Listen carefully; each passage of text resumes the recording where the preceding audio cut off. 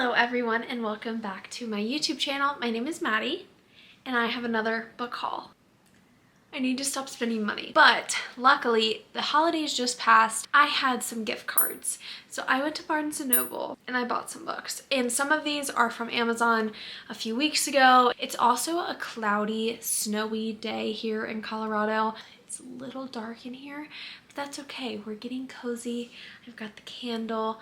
Let's go over some of the books that I bought. First, we're gonna start off with an Amazon purchase that I made like 2 weeks ago, so you guys haven't seen this one yet. It is Finley Donovan is Killing It. This whole series I really want to read. I've heard that this is a cute, I don't know if that's the right way to describe it. It's a murder mystery. Finley Donovan is a single mother of 2, and she ends up by accident getting noticed or recognized as a contract killer or something. She ends up getting sucked into this murder, and there are multiple other books. 3 books are out. Actually, the 3rd book is coming out soon, January 31st. So I actually really like the way this is worded. She's a single mom turned amateur sleuth, Finley Donovan, whose fiction begins to tread dangerously close to the truth. I plan to read it February-March timeframe. Book was a gift from my best friend Ashley. I've never read Stephen King, and she said this was her first book that she had read, and it's the soft cover, you know, I'm all for it. Okay, it's great. I have no idea what it's about, but I'm excited to read it. Oh, and it's a lot of books. I remember her telling me that too. There's multiple books in this series. I've never read Stephen King, and I think this will be a good introduction to him, so I'm gonna start this probably soon. I really want to read it. Oh, and it's a movie. Ashley, did you know that? It's a movie. She's probably watching this. I tell her not to watch my videos, but I bet she is. Okay. The next book, I actually bought this with Ashley when I went to Barnes & Noble with her.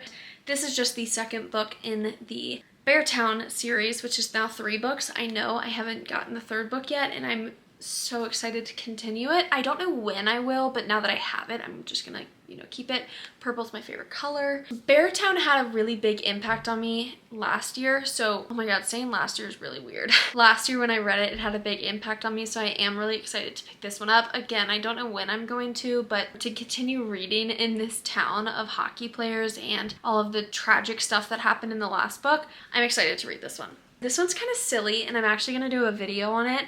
I think this year is the year where I'm going to do like quick short little book reviews / vlogs, and this one is The City of Ember, and I read this in elementary school, middle school. I don't know when it even came out. When did it come out? 2003. Yeah, I think I was in elementary school when I read it, and I just read, this is the first book I remember reading, and I just remember loving it. I remember it resonating with me, but I don't really quite remember what it's about. I'm pretty sure it's this underground life. Yes, okay. The City of Ember was built as the last refuge of the human race. So 200 years later, supplies are running low and terrifying blackouts are sweeping through the streets. I do remember this. Like, I remember bits of like what I imagined in my head, and I just want to pick it back up. I just want to see if it's like what I remember, and I bet it's not. I think my imagination has grown, but I just felt like I should own a book that I actually remember loving as a child. So I wanted to reread this.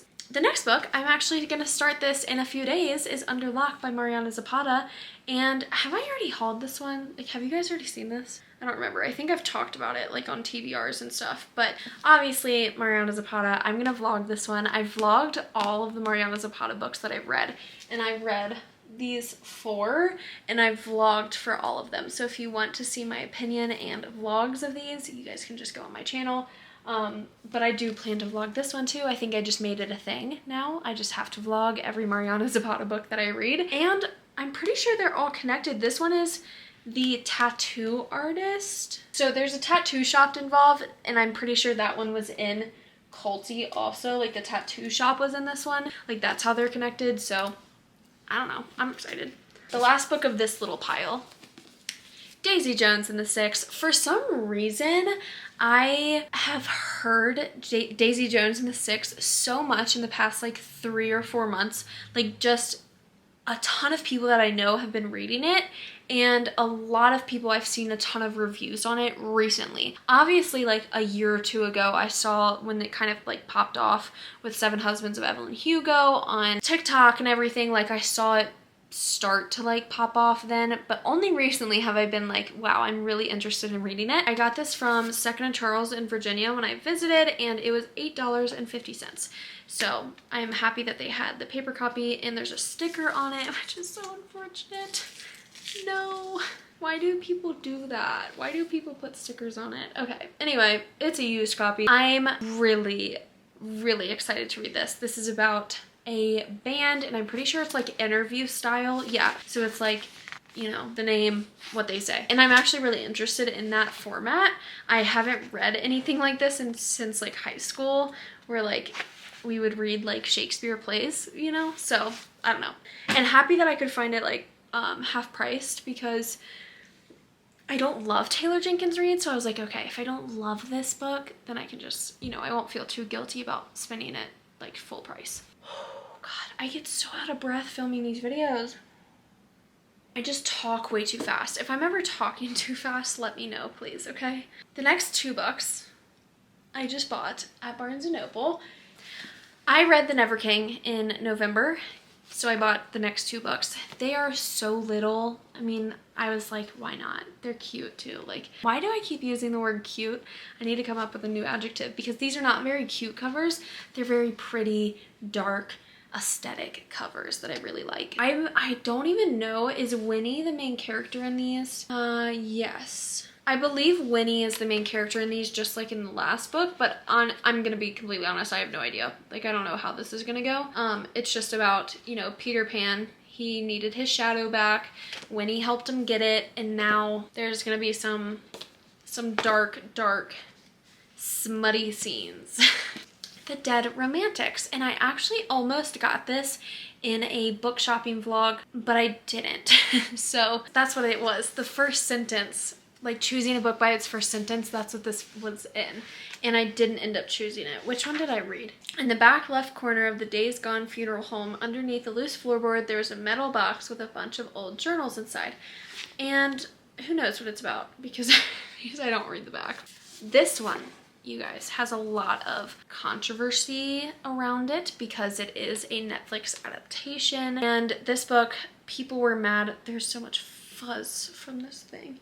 People were upset with the Netflix movie because there was no trigger warning at the very beginning of the movie. Apparently there's some very triggering scenes in that movie, and I'm guessing in this book. I am the kind of person, and you know, it's okay if you're not, I'm the kind of person who wants to read that stuff. I don't know why, so I was like, let me read it and then I can watch the movie later. So I know that this book probably hurt a lot of people's feelings, or people didn't like what was shown in it. I'm gonna read it. If you've read this and you have an opinion on it, let me know. There's something else buried in her past, something painful and private that threatens to bubble to the surface and ruin everything. I'm guessing she's not the luckiest girl alive. Wait for You by Jennifer L. Armentrout. I could turn my camera around right now and show you the shelf that's in front of me with my Jennifer Armentrout, because I love her, and I have some of her right here, okay, and I have some of her over here on these floating shelves. Like, I just really like Jennifer Armentrout. My friend Jane, I texted her and I realized she was reading it on Goodreads. I noticed she was, so I reached out and I said, do you like it? And she was like, yes, I love it, get it. So I did, I bought it. You know, you kind of need those friends who will influence you to buy books. I know she got like new covers for it. You know, I saw it on Jennifer Armentrout's Instagram, so it's just kind of been on my mind recently. I was like, yeah, I should probably read that. Our main character Avery went through something 5 years back at a Halloween party. Through this book, she meets a boy, and I think his name is Cameron, but she starts receiving threatening emails and phone calls one day that kind of forces her to figure out or handle the thing that happened at that Halloween party. I don't know anything else about it.